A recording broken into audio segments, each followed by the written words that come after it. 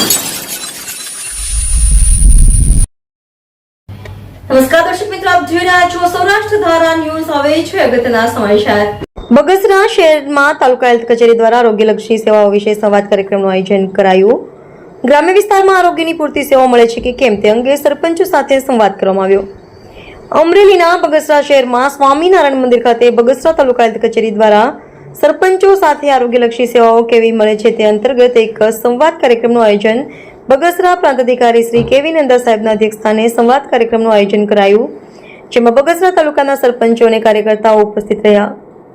સરકારશ્રી દ્વારા આપવામાં આવેલ આરોગ્યલક્ષી સેવાઓ વિશે ચર્ચાઓ કરવામાં આવી। આ તકે બગસરાના ધારાસભ્ય જેવી કાકડિયા, બગસરા મામલતદાર પ્રશાંત ભીંડી સાહેબ, જિલ્લા પંચાયત આરોગ્ય સમિતિના ચેરમેન અશ્વિનભાઈ કુંજળિયા, ધીરુભાઈ મયાણી, તાલુકા ભાજપ પ્રમુખ પ્રદીપભાઈ ભાખર, બગસરા નગરપાલિકા પ્રમુખ એવી રીબડિયા, તાલુકા પંચાયત ઉપપ્રમુખ હસમુખભાઈ બાબરિયા, ચીફ ઓફિસર હુણ સાહેબ, તાલુકા હેલ્થ ઓફિસર ડીકે બલદાણિયા સાહેબ અને આરોગ્ય કર્મચારીઓ, સરપંચો અને અધિકારીઓ અને પદાધિકારીઓ લોકો ઉપસ્થિતિમાં આરોગ્યલક્ષી સેવાઓ અંગે સંવાદ કરવામાં આવેલ।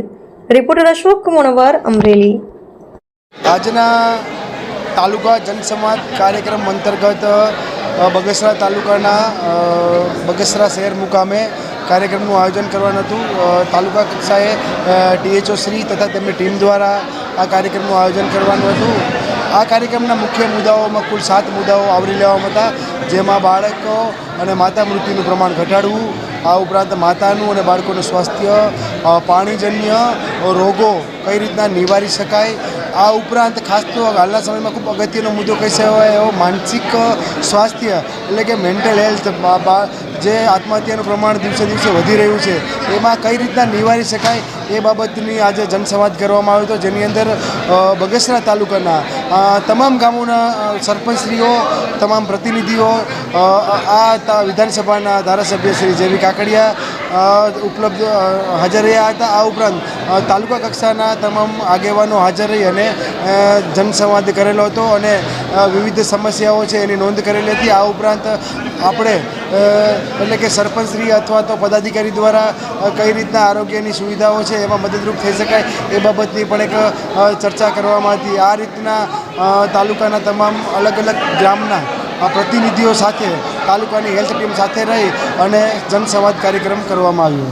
આજ રોજ રાજ્ય કક્ષાએથી અને જિલ્લા કક્ષાએથી મળેલી સૂચના અન્વયે બગસરા તાલુકાના તાલુકા કક્ષાનો જનસંવાદ આરોગ્ય પરિષદ છે એ યોજવામાં આવેલી હતી। આજના કાર્યક્રમનું અધ્યક્ષસ્થાન છે એ માનનીય પ્રાંત અધિકારી સાહેબના અધ્યક્ષસ્થાને રાખવામાં આવ્યું હતું અને માનનીય ધારાસભ્યની પ્રેરક ઉપસ્થિતિમાં આ કાર્યક્રમ યોજવામાં આવ્યો।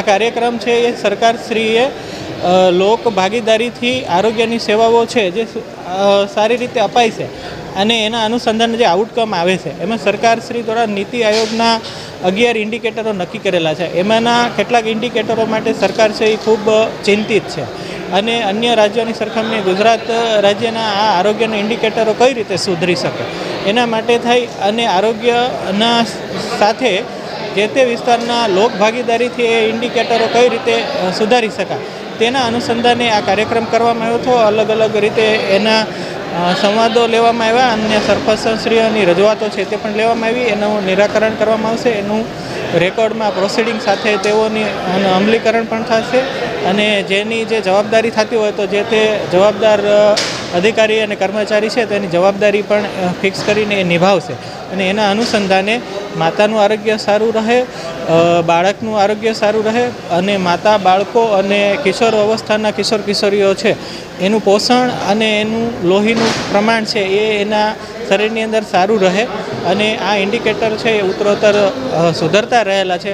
હાલ બગસરામાં માતા મૃત્યુ દર ઘટાડવા માટે છેલ્લા ઘણા ટાઈમથી સારા એવા પ્રયત્ન કરવામાં આવે છે। એના અનુસંધાને આજ દિન સુધીમાં છેલ્લા 1 વર્ષમાં બગસરામાં એક પણ માતા મૃત્યુ નોંધાયેલું છે નહીં અને બાળ મૃત્યુ છે જે સિંગલ ડિજિટની ડબલ ડિજિટ રાજ્યનો બાળ મૃત્યુ દર છે જે 20 થી 21નો હાલ છે ગુજરાત રાજ્યનો। એની અનુસંધાને બગસરા તાલુકો છે એ સિંગલ ડિજિટમાં તો છે જ, પરંતુ હવે ભવિષ્યની અંદર છે એ બાળ મૃત્યુ દર ઘટાડવા માટે એ 0 તરફ જઈ રહ્યો છે અને તેના માટે આરોગ્યના તમામ સ્ટાફને વારંવાર ઓન જોબ તાલીમ આપવામાં આવી છે, જે તે લેવલે માતા અને બાળકને આપવાની થતી લોજિસ્ટિક દવાઓ છે, ઇન્જેક્શનો છે, પોષણ છે, એની ઉપલબ્ધિ છે એમાં ક્યાંય ઘટ ના પડે તેના માટે કરવામાં આવ્યું છે. સાથે સાથે રેફરલ સર્વિસીસ છે એ પણ કરવામાં આવ્યું છે અને જે જિલ્લા કક્ષાની હોસ્પિટલમાં જેમને સેવા આપવાની થાય માતાને એના માટે પણ પૂરતા પ્રયત્નો કરવામાં આવેલા છે.